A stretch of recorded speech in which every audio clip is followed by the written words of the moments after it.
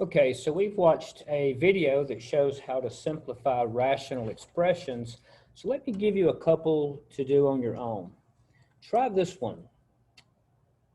X plus 9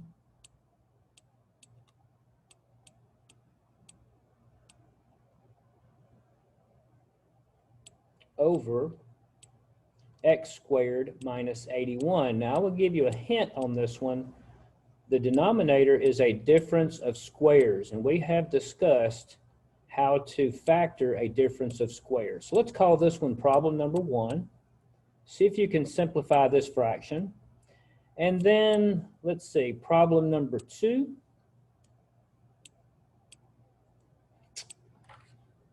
Suppose we have x squared plus 11x.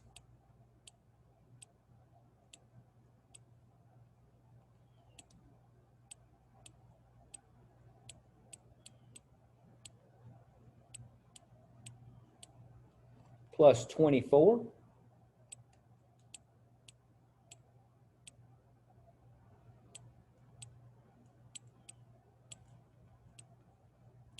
Over x squared plus 4x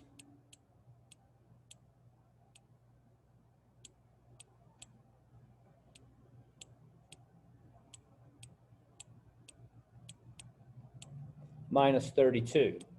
So all you're going to do on number 2 is you're going to factor the numerator and then factor the denominator and see if anything cancels. So let me pause this momentarily and see if you can simplify both of these fractions.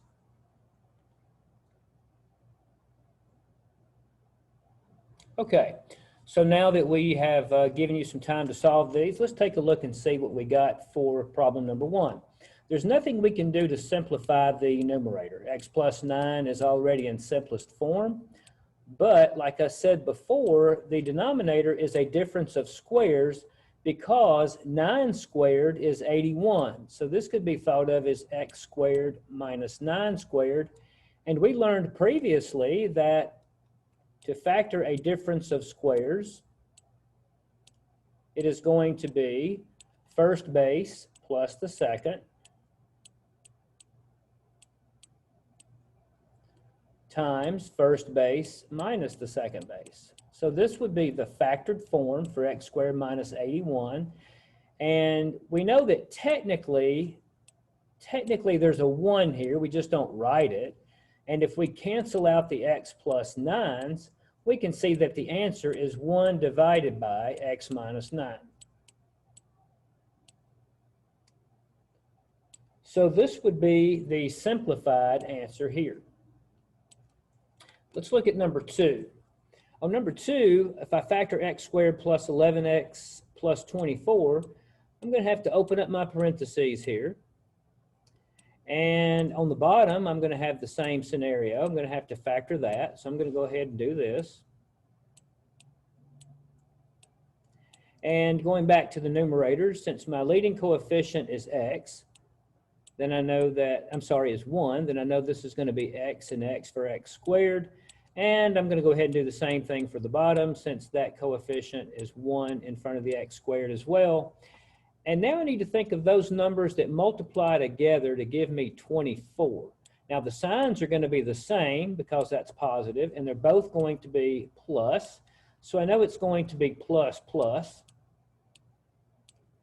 And if I look in the denominator, since this sign here is negative, I know they're going to be different. Okay. So what numbers multiply to maybe a sum of 11? I know that 8 times 4 is 24, and 8 plus 3 is 11. So it looks to me like x plus 8, x plus 3. And let's check that. X times x is x squared. 3x on the outside plus 8x on the inside is 11x. And then 8 times 3 is 24. What about 32? Well, let's see. I know that 1 times 32 won't give me a 4. And 2 and 16 will not give me a 4. And 4 times 8, there we go. 4 times 8, if I multiply, I can get 32. And there is a difference of 4. So I'm going to say, let's see, x plus 8, x minus 4. And if we check that, we will see that we have x squared minus 4x plus 8x, which is plus 4x. And then positive 8 times negative 4 is negative 32, so that checks. And now I can just cancel out the x plus 8s, which leaves me the final answer, x plus 3 over x minus 4. So now you know why we spent so much time learning how to factor, right? So we can actually simplify these types of expressions. Okay, let me give you a couple more. And again, I'll write these up here. Let's call this number 3. And in the numerator, I have x squared minus 4. And the denominator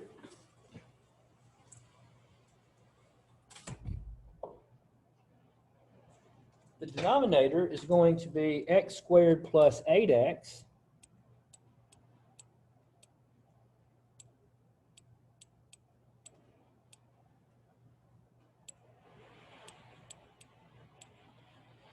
plus 12. Number 4,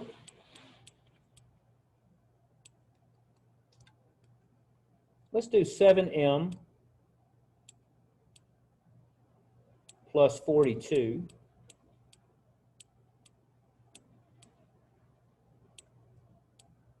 And let's let the denominator be m squared plus 3m minus 18.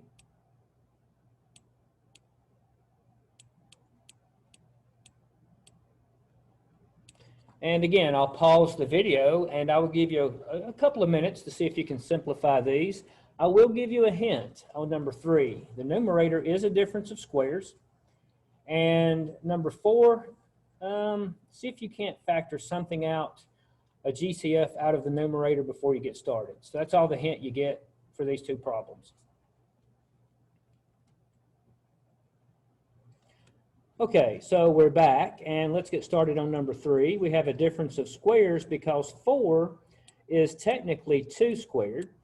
And we know that when we factor a difference of squares, we will have the first base plus the second multiplied by the first base minus the second. So that's x plus 2, x minus 2. And in the bottom, let's see, I've got a 12. Let's see. In the bottom, I have two numbers that multiply together to give me 12, but somehow add up to 8. So it looks to me like it's going to have to be 6 and 2. I can tell the signs are the same, both positive. And if we FOIL this, we will see that we are actually correct. So on the bottom, we have x plus 6 times x plus 2. And notice that the x plus 2, the x plus 2's will cancel. And the final answer is going to be x minus 2 for the numerator and x plus 6 for the denominator. And here we go.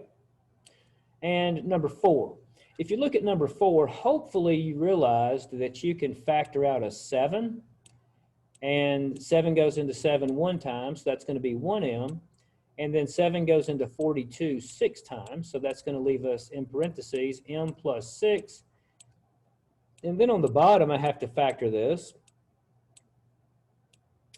And let's see, I know I'm going to have an m and an m. And what numbers would multiply together to give me 18, but would have a difference of 3? And since I have a minus here, I know my signs are going to be different, so one has to be plus. One has to be minus. And let's see, I know that 9 times 2 is 18, right? But I can't get a 3. Let's see, what about 6 times 3? 6 times 3 is 18. And I can get a difference of 3. And since I have a plus here in the middle, I know that the biggest number gets the plus, so that's going to be the 6. And this right here should do it. if you FOIL this out, you will see that m plus 6 times m plus 3 is the factored form for the denominator. Now I can cancel out the m plus 6's. That will leave me 7 over m minus 3.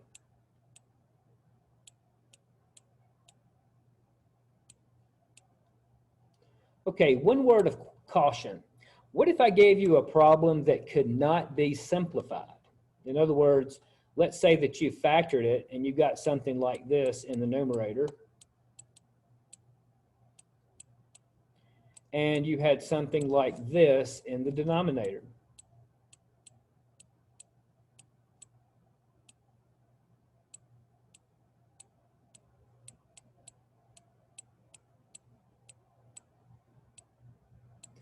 Well, if you look here, obviously nothing is going to cancel out, right? Nothing is going to cancel.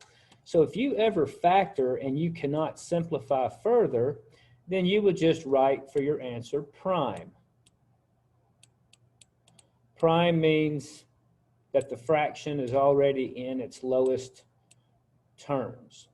Okay, so you could say prime. Thank you.